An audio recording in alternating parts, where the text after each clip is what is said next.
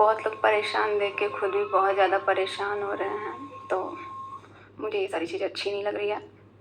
मैं खुद को नॉर्मल होने का भी सोच रही हूँ, क्योंकि ये जो भी सारी चीज़ें हो रही हैं ना, इसमें मैं बहुत परेशान हो रही हूँ। अभी आप लोगों से थोड़ा बात कर लेते हैं।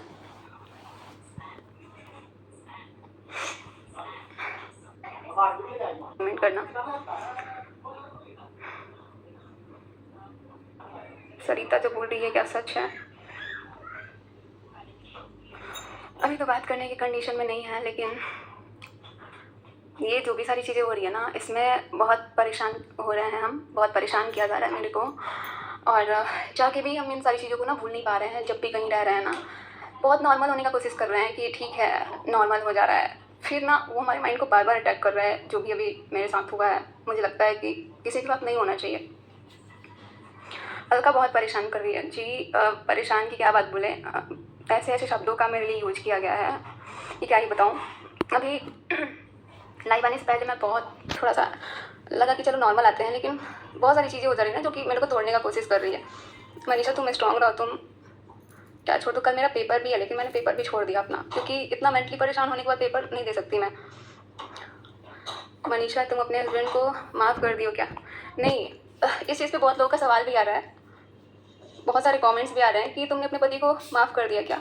माफ़ तो मैं कभी ज़िंदगी में नहीं करूँगी, मरते दम तक मैं माफ़ नहीं कर सकती हूँ, क्योंकि मेरे साथ चीट हुआ है। और मैं साथ में रहूँगी, लेकिन पहले जैसे साथ में रहने के बाद भी हमारे बीच दूरियाँ रही है ना, तो वही सज़ा है कि दूरी तो रहेगी। कभी माफ़ नहीं कर सकती हूँ मैं इस इंसान को, चाहे उसको। लेकिन एक होता है ना, सब लोग बोल रहे हैं चांस दे दो, चांस दे दो। चांस देना कोई बड़ी बात नहीं होती है, लेकिन जो चीज़ें हुई है ना, चीटिंग, धोखा, जितनी भी औरतें अगर लाइव देख रही हैं ना, एक बार खुद को मेरी जगह पे रख के देखना और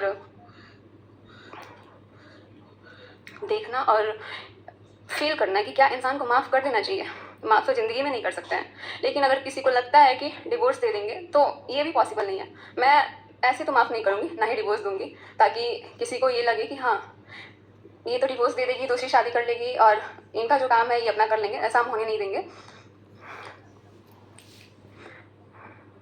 अभी लाइव में सोचे थे कि कुछ लोगों से बात कर लेते हैं। तुम बहुत हिम्मत वाली हो, सैल्यूट ऑन योर। ये हिम्मत आप लोगों ने ही दिया है। प्लीज़ मनीषा जी एक स्माइल दे दो।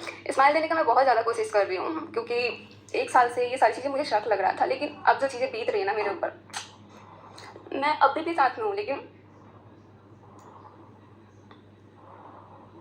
वैसी फीलिंग नहीं आ रही है। सचिन को फिर कोई नया मिल जाएगी, जा यार। ज़िंदगी में कभी ना इनको ना उसको कभी नहीं माफ़ करूँगी।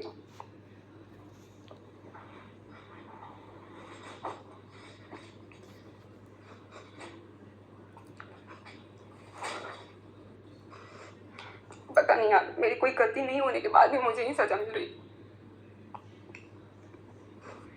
अकेला फील कर रही हूँ, क्योंकि इतना बड़ा चीटिंग हुआ, इतना बड़ा चीटिंग, और बहुत लोग को लग रहा है कि माफ़ कभी नहीं माफ़ करूँगी, कभी नहीं, ज़िंदगी में नहीं माफ़ कर सकती हूँ मैं।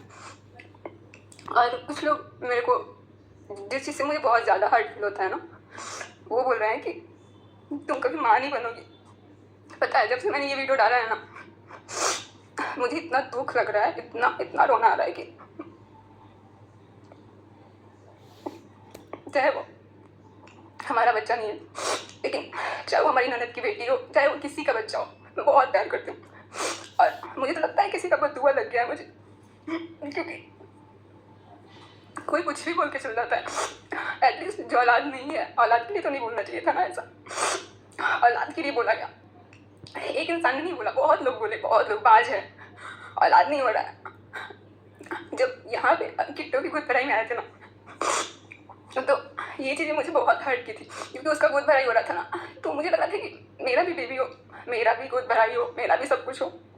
पर नहीं, मुझे लगा कि अब शायद इसके बाद कोई नहीं बोलेगा, लेकिन अभी भी दिल से बदुआ वैष्णो माता का। जब से मैंने ये सब चीज़ें सुनी है ना, सुबह में शाम के टाइम हमने ब्लॉग डाला था। మొదలు పెడదామా ఇది హీరో ఎంట్రీ టైం मुझे बहुत रोना आ रहा है, मैं अपने आप को कंट्रोल नहीं कर पा रही हूँ। मुझे लग रहा है कि ना, मैं भाग जाऊँ कहीं अलग जगह पे, अकेली रहूँ, अकेले मैं बातें करूँ, क्योंकि एक औरत की लाइफ में जब उसकी शादी हो जाती है ना, तो उसको ये धन दौलत से ज़्यादा ना उसको औलाद का बहुत वो लगता है कि एक औलाद हो जाए। लेकिन मैं ये चीज़ें नहीं डालना चाह रही थी, ना ही इस चीज़ पे बात करना चाह रही थी, बट बहुत हर्ट हुआ, बहुत ज़्यादा। और मैं उस इंसान को भी कभी माफ़ नहीं करूँगी जो मुझे ऐसा बद्दुआ दिया है, जो बोला है कि तुम्हारा औलाद नहीं होगा। शायद इतने लोगों में से किसी का तो बद्दुआ लगा है मुझे कि आज मैं बे-औलाद हूँ, मेरे पास औलाद नहीं है, बाकी मेरे पास सब कुछ है, घर है, पैसा है, पर औलाद का सुख नहीं मिला मुझे। और एक बात और बोलना चाहूँगी, ताशी को लेके बहुत लोग बोल रहे हैं। ताशी से मैं भी बहुत प्यार करती हूँ और आज भी उस बच्ची का इसमें कोई गलती नहीं है। मैं इतना ही बोलूँगी कि ताशी के लिए आप कुछ ना बोले, क्योंकि वो एक बच्ची है। मैं उसको आज भी प्यार करूँगी क्योंकि उसका इसमें कोई गलती नहीं है। जब भी मैं भोपाल जाती थी ना, उसके साथ मॉल में जाती थी। इनफैक्ट मैं एक बार उसके साथ मॉल गई भी थी ना, तो डांस कंपटीशन हो रहा था, उसमें जब वो डांस कर रही थी ना, तो मैं और ये मिस्टर राज और ताशी को हम लेके गए थे अपने साथ। तो वो जब डांस कर रही थी ना, तो लोग आके पूछ रहे थे मेरे से कि तुम्हारी बच्ची है क्या, तुम्हारी बच्ची है ये। मुझे लगता था, मैं उसको अपनी बच्ची की तरह ही समझती थी, चाहे वो हमारी ननद की बेटी हो, चाहे वो ताशी हो, क्योंकि उसकी उसमें कोई गलती नहीं है। जब मैंने एक वीडियो देखा था ना कि ताशी को बगल में बैठा के ये सारी चीज़ें बोला जाता था, तभी मुझे बहुत दुख हुआ कि यार ताशी के लिए इतना भी नहीं सोचा गया कि बगल में ताशी है। और आज लोग ताशी को लेके इतनी सारी बातें कर रहे हैं। इतना ही बोलेंगे कि उसके लिए कुछ भी गलत मत बोलिए, ताशी का इसमें कोई कसूर नहीं है, वो एक बच्ची है। और बहुत लोग को मतलब मैंने देखा है ऐसा बोलते हुए कि ताशी ना मनीषा दीदी आपके जैसी लगती है, वो आपकी बच्ची लगती है, ऐसा ऐसा बोलते हैं। चाहे वो हमारी ननद की बेटी है ना, उसको भी जो बनिया है ना बोलते हैं। मुझे बहुत दुख लगता है यार उसको। अभी कुछ लोग ना एक टारगेट बना रहे हैं उसको लेके, तो ये चीज़ें ना मुझे बिल्कुल अच्छा नहीं लग रहा है। उसकी कोई इसमें गलती नहीं है। आप लोग उसको बद्दुआ उसको लेके कुछ मत बोलिए।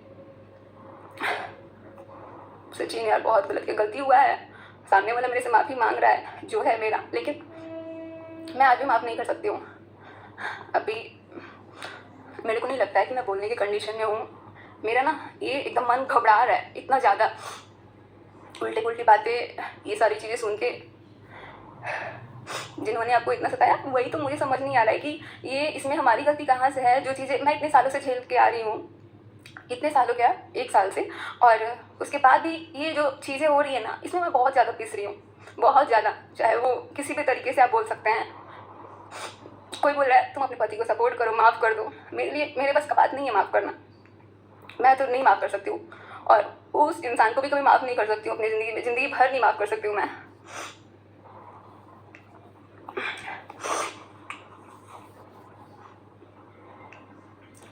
तो अभी भी कुछ लोग देख रहे हैं कि बोल रहे हैं ताशी को लेके या फिर किसी को भी।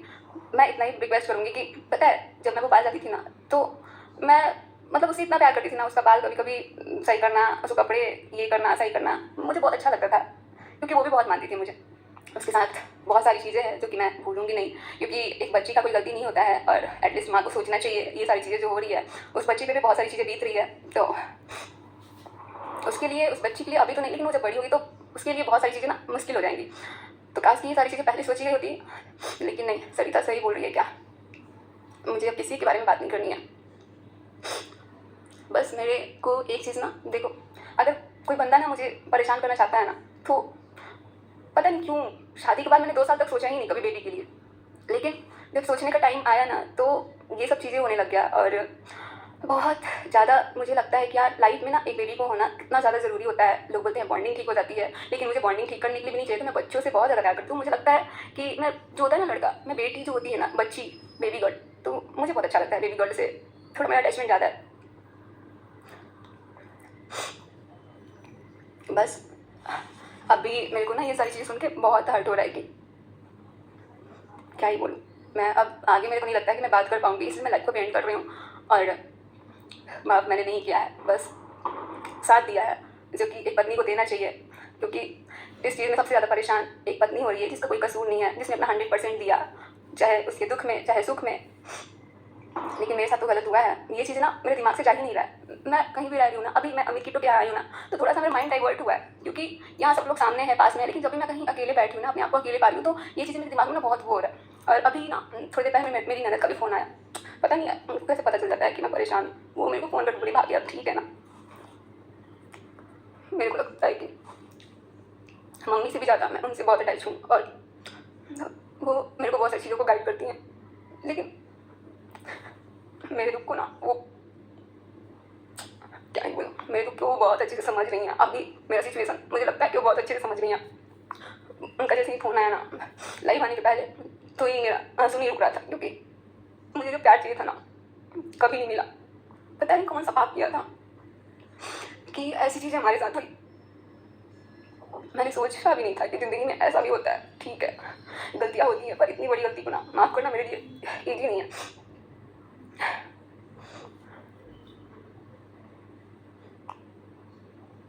तो मैं अभी जाती हूँ, मैं आऊँगी आप लोगों के सामने फिर से जब देखूँगी। अभी मैं एंड करती हूँ लाइव को। मेरे को नहीं लगता है मैं आगे बोल